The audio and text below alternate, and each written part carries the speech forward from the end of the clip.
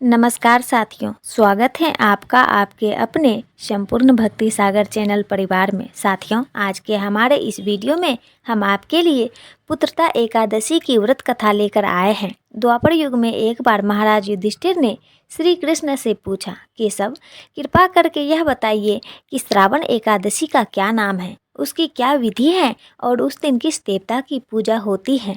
तब भगवान श्री कृष्ण बोले, हे धर्मराज, आपका प्रश्न बहुत उत्तम है। श्रावण एकादशी का नाम पुत्रता एकादशी है।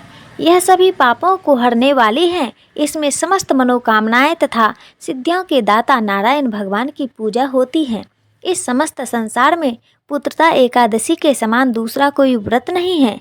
पुत्रता का अर्थ है पुत्र देने वाली, अर्थात यह व्रत निसंतान लोगों को संतान प्रदान करने वाला है।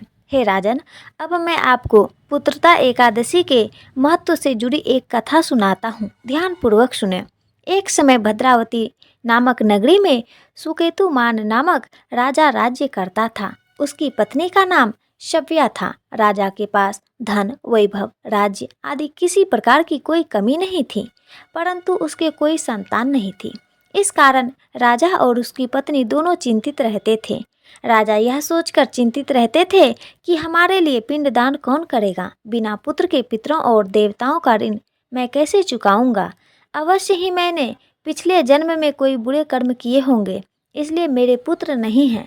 राजा को इस प्रकार चिंता में डूबा देख रानी सव्या भी हर समय चिंतित रहती थी। एक दिन राजा चिंता में इतने मग्न हो गए कि उन्होंने अपने प्राण त्यागने का निश्चय किया, परंतु आत्मघात को महापाप समझकर वह अपना अश्व लेकर सोच विचार में डूबे हुए जंगल की ओर चले गए।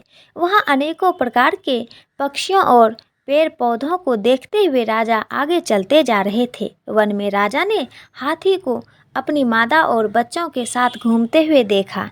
हिरण को भी अपनी मादा और बच्चों के साथ देखा। इसे देखकर राजा सोच में पड़ गए कि मैंने कई यज्ञ किए, ब्राह्मणों को भोजन कराया, फिर भी मुझे निसंतान होने का दुख प्राप्त हुआ है। मैं क्या करूं? ऐसा सोचते हुए राजा आगे जंगल में चलते गए। आधा दिन बीत गया। राजा भूख प्यास से व्याकुल थे। पानी की तलाश में वह भटकते हुए एक सरोवर की तरफ गए। उस सरोवर में कमल पुष्प खिले हुए थे तथा बत्तखें विहार कर रही थीं। राजा ने नजर घुमाकर देखा तो सरोवर की एक ओर मुनियों का आश्रम बना हुआ था। उसी समय राजा के दाएं अंग फड़कने लगे। राजा ने इसे शुभ संकेत समझा और घोड़े से उतरकर उन ऋषियों के आश्रम में गए। आश्रम में पहुंचकर राजा ने ऋषियों को प्रणाम किया और वहां बैठ गए। राजा को देख मुनियों ने पूछा, हे राजन, आपकी क्या इच्छा है? राजन ने पूछा, महाराज, आप कौन हैं और यहाँ किस लिए आए हैं? कृपा कर मुझे बताएं। तब वह ऋषि बोले, राजन, आज से 5 दिन बाद संतान देने वाली पुत्रता एकादशी है। हम विश्वदेव हैं और इस सरोवर में स्नान करने के लिए आए हैं। यह सुनकर राजा बोला, हे महाराज, मेरे कोई संतान नहीं है। यदि आप मुझसे प्रसन्न हैं तो मुझे पुत्र प्राप्ति का वरदान दें।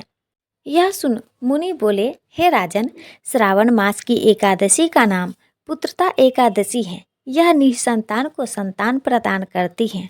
आप अवश्य पुत्रता एकादशी का व्रत करें और भगवान की कृपा से आपको पुत्र रत्न की प्राप्ति होगी। मुनि के वचनों को सुनकर राजा को संतोष हुआ और उसने महल में जाकर रानी सव्या को सारी बातें बता दी। और पुत्रता एकादशी के दिन राजा और रानी दोनों ने पुत्र प्राप्ति की इच्छा से पूरे विधि विधान से पुत्रता एकादशी का व्रत किया और द्वादशी के दिन पारण किया।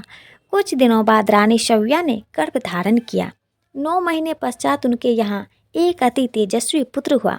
वह राजकुमार अत्यंत सुंदर, यशस्वी और प्रजा का पालन करने वाला राजा बना। श्री कृष्ण भगवान बोले, हे कुंती नंदन, पुत्र प्राप्ति के लिए पुत्रता एकादशी का व्रत सर्वोत्तम है। जो मनुष्य पुत्रता एकादशी के महत्व को पढ़ते या सुनाते हैं, वह सांसारिक सुखों को भोग कर अंत में स्वर्ग लोक को प्राप्त करते हैं।